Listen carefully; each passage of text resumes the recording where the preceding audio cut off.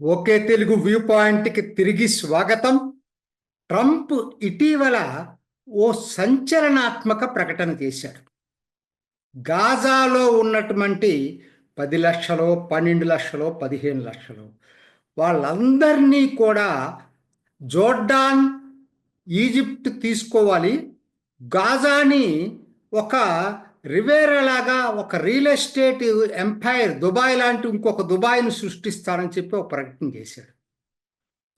ఓ విపరీతమైనటువంటి అల్లకల్లోలం, ముఖ్యంగా మధ్య ఆసియాలో. దీని గురించి చర్చించే ముందు ఒక్క మాట మీకు చెప్పాల్సిన అవసరం ఉంది. వాస్తవానికి భారత్లో రాజకీయ పార్టీలు చెప్పినట్టుగా అక్కడ పాలస్తీనా దేశం ఉండి వాళ్ళని అక్కడి నుంచి బయటకు పంపించి యూదులు వచ్చేసేసి ఇజ్రాయిల్ని స్థాపించాల. అసలు ఆ దేశమే లేదు. ఒట్టమాన్ సామ్రాజ్యం కింద ఈ ప్రాంతం కూడా ఉండేది. మొదటి ప్రపంచ యుద్ధం తర్వాత వచ్చినటువంటి మార్పుల్లో ఇది బ్రిటిష్ ప్రొటెక్టరేట్ కింద ఉంది, ఒక దేశంగా లేదు. నంబర్ 1. సరే, రెండో ప్రపంచ యుద్ధంలో జరిగినటువంటి మారణ హోమంలో యూదులకి వాళ్ళకు కూడా వాళ్ళకొక భూమి కావాలని చెప్పి మొత్తం మీద ఇక్కడికి రావటం జరిగింది. కానీ మొదట్లో మీరు గుర్తుపెట్టుకోవాల్సినటువంటి అంశం ఏంటంటే, యూదులు ఎప్పుడు కూడా పాలస్తీనీయులు కూడా వెళ్ళిపోవాలని లేదు. వాళ్ళు కూడా వచ్చారు కాబట్టి మనిద్దరం కలిసి సహజీవనం చేద్దామన్నారు.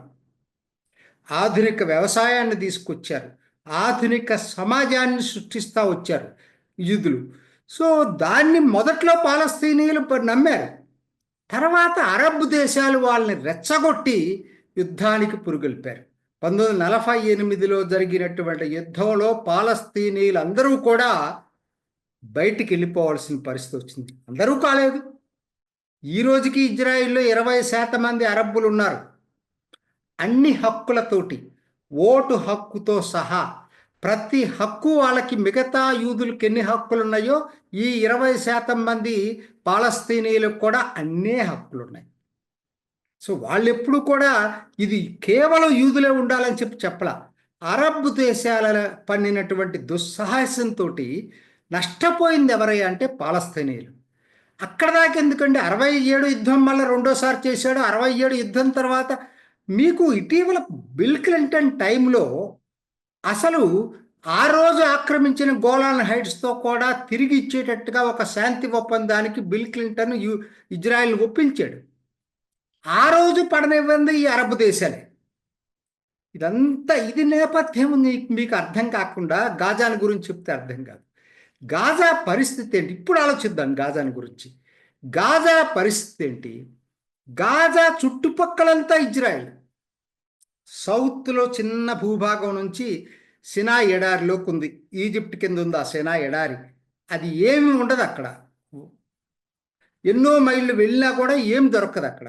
సో వాళ్ళకి ఏ సరుకు రావాలన్నా వాళ్ళ లైఫ్ అంతా కూడా ఇజ్రాయెల్ మీద ఆధారపడింది. ఆ గాజా చిన్న స్ట్రిప్కి అక్కడి నుంచే వాహనాలు వెళ్ళాలి, వాళ్ళు అనుమతిస్తేనే వెళ్ళాలి. సో ఇది ఎప్పటికైనా పరిష్కారం, ఏదో ఒకటి పరిష్కారం చూపించకుండా గాజాకి ట్రంప్ చెప్పిన పద్ధతిలో కాకపోవచ్చు, కానీ ఒక పరిష్కారం అయితే కావాల్సినటువంటి అవసరం గాజాకి ఎప్పటికైనా ఉంది. లేకపోతే ఎప్పటికీ రావణాకాష్టంలాగా గాజా ఇజ్రాయెల్ మీద నడుస్తూనే ఉంటుంది. ఇది మాత్రం నిజం.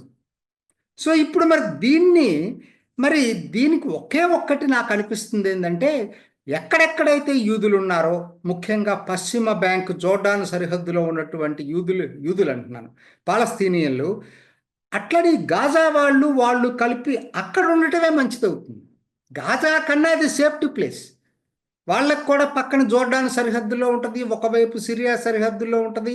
సో ఒక ప్రాంతంలో ఈ పాలస్తీనీయులు లెబనాన్లో ఉన్న వాళ్ళని, గాజాలో ఉన్న వాళ్ళని వెస్ట్ బ్యాంక్లో తరలించే పద్ధతులు ఏదన్నా ఉంటే బాగుండు. అంతేగాని గాజా ఎప్పటికి కూడా శాశ్వత పరిష్కారం కాబోదు. ఎందుకంటే వాళ్ళు ఇజ్రాయెల్ మీద ఆధారపడాలి.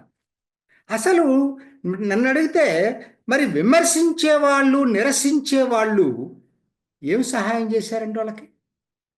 ఎవరు సహాయం చేశారండి? ఐక్యరాజ్య సమితి, అమెరికా ఈ రోజుకైనా డబ్బులు ఇస్తుంది. ఇజ్రాయెల్కే కాదు, గాజాకు కూడా ఇచ్చేది అమెరికానే. ఐక్యరాజ్య సమితికి ఎవరు ఇస్తున్నారండి డబ్బులు? మేజర్ కంట్రిబ్యూటర్ అమెరికానే ఈ రోజుకైనా. సో మాట్లాడటం తేలిక. ఈ అరబ్ దేశాలు ఇవి కూడా పాలస్తీనియలకు చేసిన సహాయం ఏమి లేదు. వాళ్ళని రెచ్చగొట్టడం తప్పితే ఒక్క పైసా ఖర్చు పెట్టినటువంటి సంఘటన లేదు.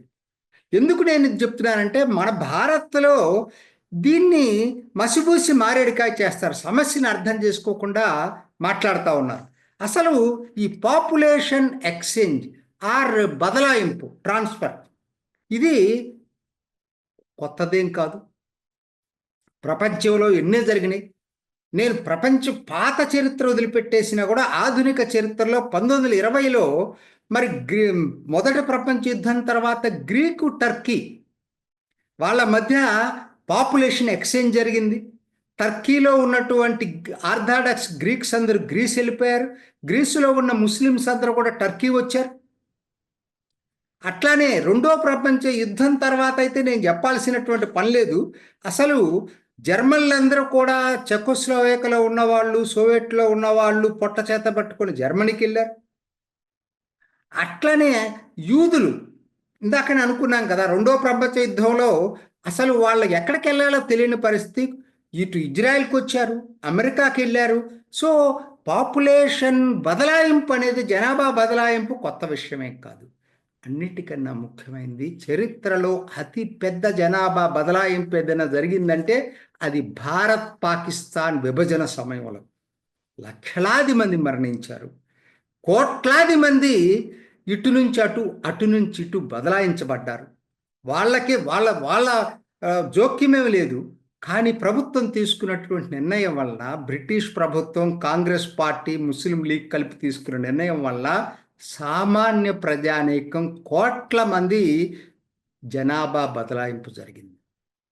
ఇటీవల కాలంలో 1970లో ఇది అమీన్ టైంలో ఉగండా నుంచి భారతీయులు కూడా పొట్ట చేత పెట్టుకుని బయటకు వెళ్ళారు రకరకాల చోట్ల. సో నా పాయింట్ ఏంటంటే ఇది కొత్తది కాదు. నేను ఇందాక చెప్పినట్టుగా 1948 యుద్ధంలో అరబ్బులు రెచ్చగొట్టడం వల్ల పాలస్తీన్ అందరూ బయటకు వెళ్ళారన్నా కదా.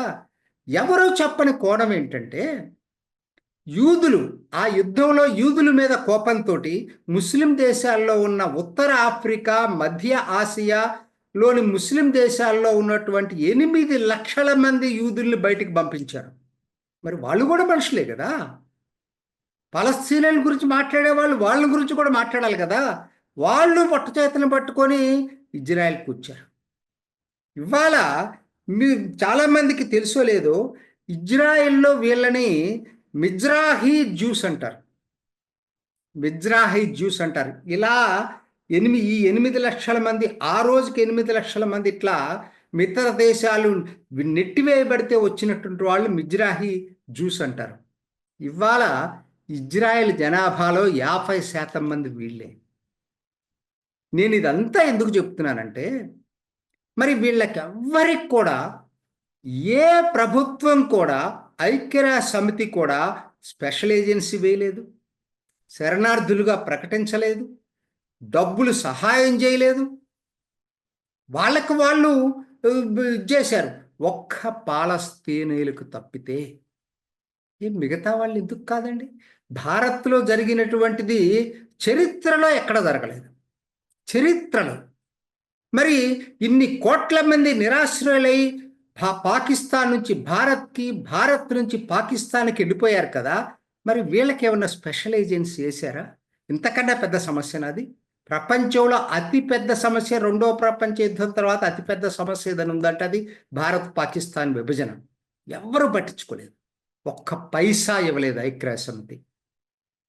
ఈ మాట్లాడేటువంటి వాళ్ళు, ఇక్కడ భారత్లో మాట్లాడేటువంటి వాళ్ళకి ఈ విషయాలన్నీ తెలియదా? నేను ఎందుకు చెప్తున్నానంటే, ఇవ్వాలేదో ఒకే ఒక మనం పిక్చరైజ్ చేసేది నేరేటివ్ బిల్డప్ చేస్తారు.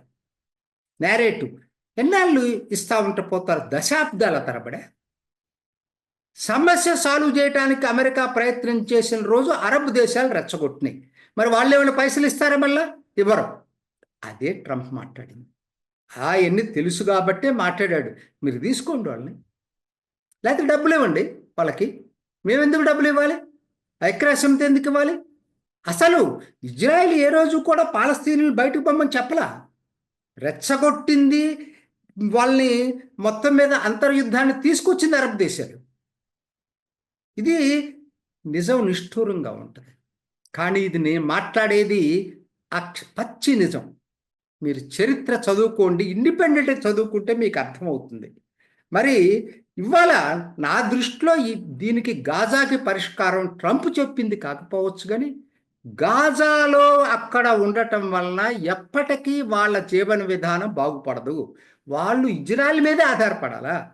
దాని బదులు వాళ్ళని ఇంకొక ప్రాంతంలో కొన్ని భూభాగం జోర్డాను, లెబనాను, సిరియా, వెస్ట్ బ్యాంకు ఈ ప్రాంతంలో ప్రతి వాళ్ళు సాక్రిఫైస్ చేయాలి. కొంత భూభాగం ఇచ్చి వీళ్ళందరినీ ఒక చోట కొత్త దేశాన్ని తయారు చేయాల్సినటువంటి అవసరం ఉంది. అందరినీ ఒక చోట పెట్టి దేశాన్ని తయారు చేసినప్పుడే దీనికి శాశ్వత పరిష్కారం దొరుకుతుంది తప్పితే గాజాలో ఇప్పుడున్న పరిస్థితుల్లో పాలస్తీనీలను అట్టిపెడితే మాత్రం దానివల్ల వాళ్ళకు వచ్చినటువంటి లాభం మాత్రం ఎటువంటి పరిస్థితుల్లో ఏమీ లేదు.